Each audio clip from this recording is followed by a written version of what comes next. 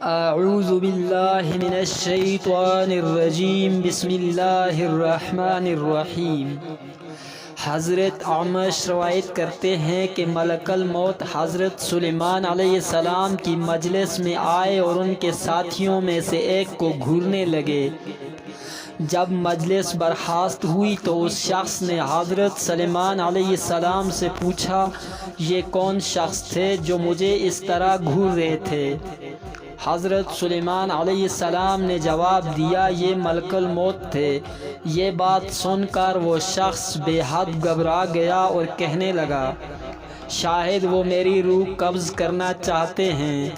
حضرت سلیمان علیہ السلام نے اس سے دریافت کیا، تم کیا چاہتے ہو؟ اس شخص نے جواب دیا، میں چاہتا ہوں کہ آپ ان سے بچائیں اور ہوا کو حکم دیں کہ وہ مجھے اڑا کر کہیں دور لے جائے۔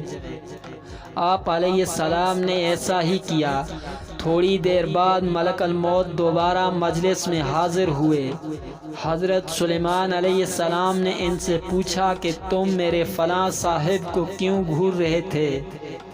ملک الموت نے کہا، مجھے اس شخص کو آپ علیہ السلام کی مجلس میں دیکھ کر حیرت ہو رہی تھی، کیونکہ خدا تعالیٰ کی طرف سے مجھے اس شخص کی ہند کے فلاں علاقے میں روح قبض کرنے کا حکم ملا تھا، مگر وہ آپ علیہ السلام کی مجلس میں تھا۔ مگر جب میں اس علاقے میں پہنچا تو وہ وہاں موجود تھا جہاں میں نے اس کی روح قبض کی۔ وما علینا الا البلاغ المبین۔